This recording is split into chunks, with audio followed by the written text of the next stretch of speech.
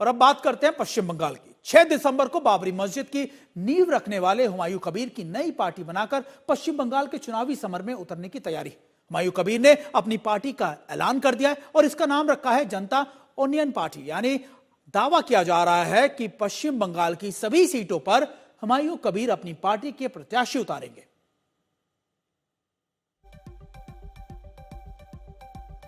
कितने सीटों पर लड़ेंगे चुनाव आप? मैं चाहिए आम जनता चाहिए तो मैं पूरा सीट में ही उम्मीदवार खड़ा। 294 सीटों पर कोई दिक्कत नहीं है। मैं टारगेट था पूरा आपका जो रीच है सब जगह तक पहुंच पाएगी? हाँ जरूर, सब लोगों को हुगली धनेखाली से असीमा पात्र ममता बनर्जी को खास आदमी, उनको विधानसभा से मैं काल से 4 बार फोन किया। किसी लोग बोले धनेखाली में उम्मीदवार खड़ा करना चाहिए, तो बोले ठीक है भाई, सोच रहे हैं, देख रहे हैं। मतलब हो सकता है 294 पर भी खड़ा करें आप? कोई मेरा के लिए कोई गठबंधन हो के 294 में लड़ सकता नहीं, क्यों नहीं आएगी तो मैं अकेला ही 294 में मेरा पार्टी का उम्मीदवार खड़ा करेंगे। और पश्चिम बंगाल अगले साल विधानसभा चुनाव होने वाले हैं। चुनावी रण से पहले पश्चिम बंगाल में मजहब वाली सियासत जोर पकड़ती जा रही है। खासतौर पर अगर मुर्शिदाबाद में बाबरी मस्जिद के शिलान्यास के बाद तो यहां नई जंग छिड़ गई।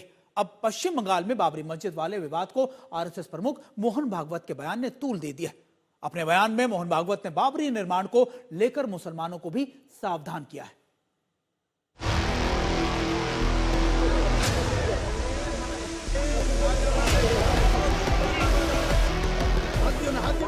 6 दिसंबर को पश्चिम बंगाल की सियासी जमीन पर ऐसे विवाद की नींव रखी गई जिसका असर मुर्शिदाबाद, उसके आसपास के इलाकों के साथ साथ पूरे सूबे पर नजर आ रहा है।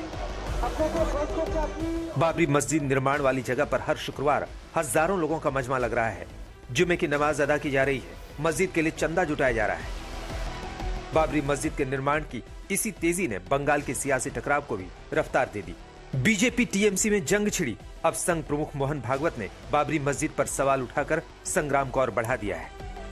ये एक झगड़ा चल रहा था, अंत में कोर्ट के हवाले कर दिया कि भाई आप निर्णय करो।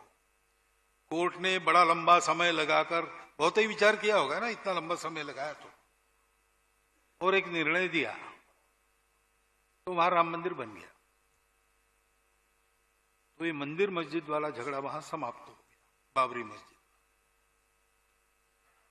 अब फिर से बाबरी मस्जिद बनाकर उस झगड़े को रीस्टार्ट करने का ये पॉलिटिकल षड्यंत्र है, मतों के लिए हो रहा है।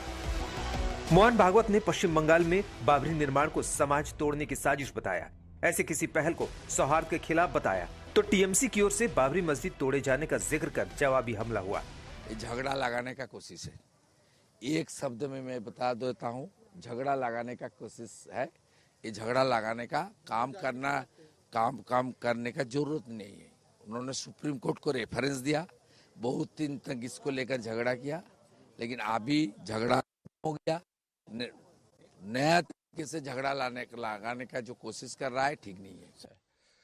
तो हम लोग वो बाबरी मस्जिद जब वो तोड़ दिया गया था, उनमें कौन कौन थे ये तो सब जानते हैं। ये आरएसएस का कोई स्टेटमेंट से नहीं, कोई वो ये कंफ्यूजन में वो लोग चाहते हैं हम सब कंफ्यूजन में, कोई कंफ्यूजन का बात नहीं। 6 दिसंबर को मुर्शिदाबाद के बेलडांगा इलाके में बाबरी मस्जिद की नींव रखी गई, जिसके बाद टीएमसी ने हुमायूं कबीर को पार्टी से निष्कासित कर दिया और इस सब के पीछे बीजेपी का हाथ होने का दावा किया। उधर बीजेपी से ममता की मुस्लिम वोटरों की तुष्टीकरण वाली नीति का हिस्सा बता रही है। इस बार पलटवार के बीच बाबरी पर बंगाल की सियासत गर्मा गई है। मस्जिद की नींव रखने वाले हुमायूं कबीर 2 साल में बाबरी के निर्माण का दावा कर रहे हैं और अपनी इस पहल के पीछे मुस्लिमों की भावनाओं की दलील दे रहे हैं। तो जो असेसमेंट किया, जो यहाँ कोई दंगा होगी, कोई गड़बड़ होगी, कुछ होने नहीं देंगे। अभी तक कुछ गड़बड़ नहीं हुआ। उनका गवर्नमेंट का जो गवर्नर है बंगाल में, और गवर्नर जी पहले ही बोला मेरे को होम अरेस्ट करके घर में रुकना, तो नहीं रोका, लेकिन कुछ हुआ, कुछ नहीं हुआ। उनका राम मंदिर बनेगी, कोई गड़बड़ होगा नहीं, उनका हक है। उनका सारे मंदिर बना रहा है, कोई हक है। पश्चिम बंगाल का चुनाव चंद महीनों दूर है। बाबरी बड़ा मुद्दा बन चुका है। अब संघ प्रमुख मोहन भागवत के बयान के बाद सियासी हमला और तेज हो गया है। कोलकाता से इंद्रजीत कुंडू के साथ मुर्शिदाबाद से अनुपम मिश्र, आज तक।